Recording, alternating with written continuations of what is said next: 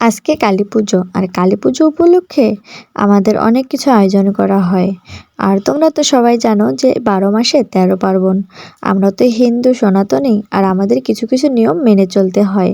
আর আজকে কালীপুজো উপলক্ষে আমাদের বাড়িতে অনেক কিছু তৈরি হবে। আর দেখো, আমি প্রথমেই সুন্দর করে অনেক কিছু ঝালের গুঁড়া বানানোর জন্য ডালগুলোকে এবং সুন্দর করে ভেজে নিচ্ছি। আর দেখো কত সুন্দর করে ভেজে নেওয়ার পরে এগুলো দিয়ে তৈরি হবে ঝালের গুঁড়ো। ঝালের গুঁড়ো খেতে কিন্তু বিশেষ অনেক সুন্দর ঝাল লাগে, কিন্তু খেতে অনেক ভালো। এখানে অনেক কিছু ডালের বাকল দেওয়া হয়, এতে করে আমাদের শরীর ভালো থাকে। আর সুন্দর করে নিতে হবে, কারণ আমরা গ্রামের মানুষ, অনেক কিছু নিয়ম মেনে চলি, আর এগুলো আমাদেরকে মেনে চলতেই হয়।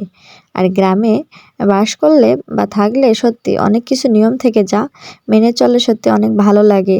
আর উৎসব তো একটা সংস্কৃতি, যা আমাদের মনে করে দেয় পুরনো ঐতিহ্যকে।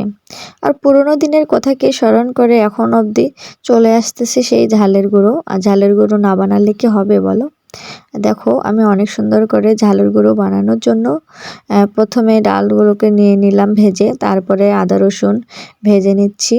আর এগুলো সুন্দর করে ভেজে নিতে হবে, ভেজে না নিলে কিন্তু হবে না।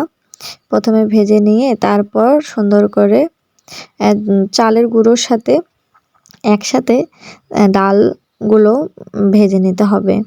আর প্রথমে আমি কিন্তু রসুন, আদা, তারপর থানকুনি, মানিমুনি এবং কি অনেক কিছু আরও থাকে, ঝালের বাকল, রসুন, আদা, ডাল, পেঁপড়ুল ডাল, লেবু পাতা, রসুনি। বিশেষ করে এই পুজোয় কিন্তু চুই ঝাল, বা আমাদের গ্রামের ভাষায় বলে চই, এগুলো কিন্তু দিতেই হবে, না দিলে কিন্তু হবে না। চুই ঝাল বিশেষ আকর্ষণ এই ঝালের গুঁড়োর জন্য। আর ঝালের গুঁড়ো এতটা ঝাল থাকে, যারা কিন্তু ঝাল পছন্দ করে তাদের জন্য একটা বিশেষ খাবার। আমরা সুন্দর করে প্রথমে এগুলোকে ধুয়ে নিচ্ছি, তুলে আনা হয়েছে প্রথমে, তারপর এগুলো কিন্তু ধুয়ে নেওয়া হচ্ছে, কারণ না ধুলে তো খাওয়ার উপযোগী হবে না, তাই না? সুন্দর করে পরিষ্কার করা হয়েছে আগে, তারপর এগুলোকে সুন্দর করে এক এক করে ধুয়ে নিতে হচ্ছে। আর থানকুনি কিন্তু অনেকটা শরীরের জন্য ভালো। আর অন্যদিকে আমার শাশুড়ি মা সুন্দর করে চাল ঘামাচ্ছে, তিনি আজকে মুড়িও ভাজবেন। আর এই যে চাল, প্রথমে মুড়ি ভাজার জন্য আমাদের অবশ্যই এভাবে চাল ঘেমে নিতে হয়।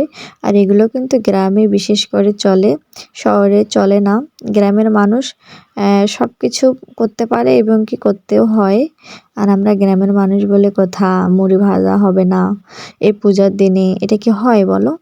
দেখো, উনি অনেক সুন্দর করে চাল ঘেমে নিচ্ছে। চাল ঘেমে নেওয়ার পর সুন্দর করে বালু গরম করে তারপর মুড়ি ভাজা হবে।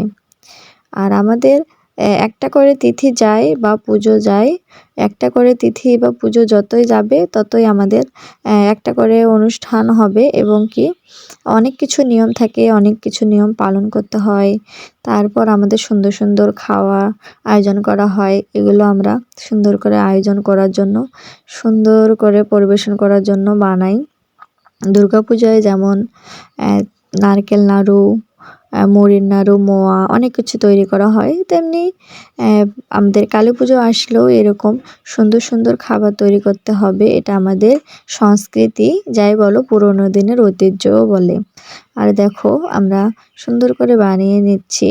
আর এগুলো কিন্তু খেতে অনেক ভালো লাগে, আর অবসর সময়ে আমরা নাস্তা হিসেবে কিন্তু গ্রামের মানুষ খেয়ে থাকি। আর যারা গ্রামে আছো জানি না, কিন্তু আমাদের গ্রামে, শহরে যারা থাকো তাদের কথা বলতে পারবো, কিন্তু আমাদের গ্রামে আমরা এসব পছন্দ করি এবং কি খাই।